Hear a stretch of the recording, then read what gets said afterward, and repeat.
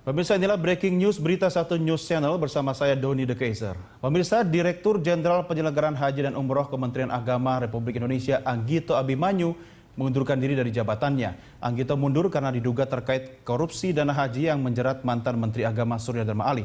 Dan terkait pengunduran diri Anggito, saat ini Menko Kesra Agung Laksono sebagai PLT Menteri Agama menggelar jumpa pers. Kita langsung bergabung dengan tim liputan Berita Satu yang saat ini berada di Kementerian Agama untuk mengikuti jalannya konferensi pers dari sana. Menyampaikan surat pengunduran diri sebagai Dirjen Penyelenggaraan Haji dan Umroh PHU yang telah disampaikan di sekitar jam 11, di mana alasan utamanya adalah pengunduran diri untuk dilakukan untuk tetap menjaga kewibawaan institusi Kementerian Agama sebagai salah satu kementerian yang strategis dan menjamin terlaksananya dan keberlanjutannya berbagai program-program penting, termasuk dan terutama adalah penyelenggaraan ibadah haji tahun 2014.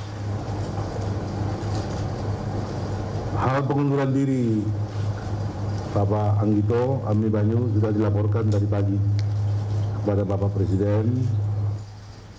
Beliau dalam hal ini mengapresiasi serta menyampaikan penghargaan atas segala upaya-upaya yang dilakukan dalam rangka perbaikan pelayanan haji yang selama ini digelutinya sampai hari saat dia mengundurkan diri.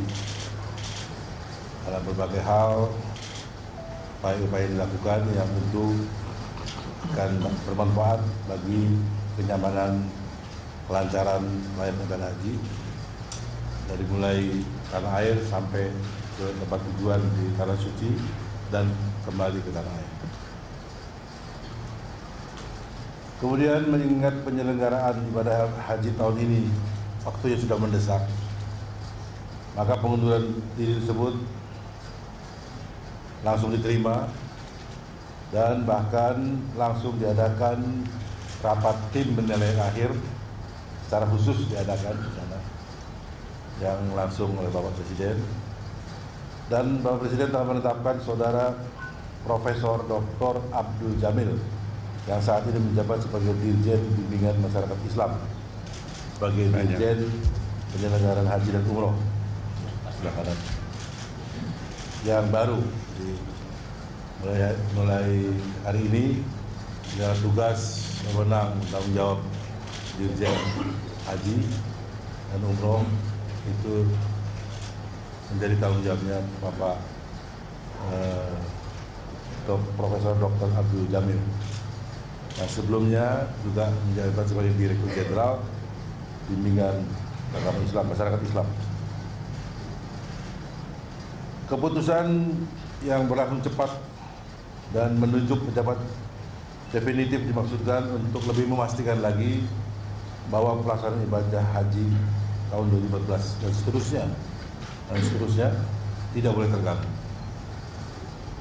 Karena ini sudah merupakan amanat agama dan saya kira sudah menjadi program nasional, program Kementerian Agama.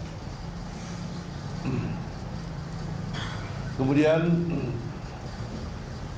terkait dengan hal itu, dalam rangka persiapan pelaksanaan ibadah haji tahun ini, kita masih dalam kuota yang dikurangi, jadi jumlahnya sekitar 168.000 dengan haji plus itu.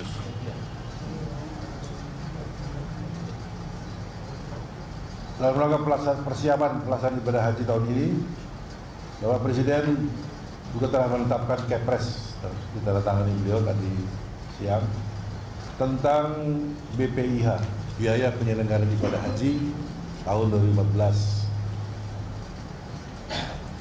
Sehingga dalam waktu dekat pelunasan biaya haji dan lain-lainnya yang dilakukan para jemaah reguler dapat segera dilaksanakan. Itu sebagai payung hukumnya yang kemudian ada derivasinya berbagai peraturan Menteri Agama atau keputusan Menteri Agama yang terkait dengan persiapan, kalau tidak hanya persiapan infrastruktur fisik tapi juga regulasi. Dalam hal ini Kepres dan peraturan-peraturan Menteri Agama maupun keputusan Menteri Agama. Ini penting tentang berapa sisa yang harus dibayar, kemudian di bank mana dan mulai tanggal kapan dan seterusnya. Perlu juga diketahui kepada masyarakat bahwa biaya penyelenggaraan ibadah haji tahun 2014 ini secara rata-rata turun 8%. Memang ada rinciannya, nanti pada waktunya akan diterbitkan, berbeda-beda embarkasi, berbeda-beda pula tarifnya. Penurunan BPIH ini yang sebesar rata-rata 8% tidak akan mengurangi kualitas pelayanan jemaah haji. Kami bahkan berusaha untuk lebih baik. Hal ini menunjukkan suatu komitmen dari pemerintah untuk terus-menerus memperbaiki kualitas penyelenggaraan ibadah haji kita.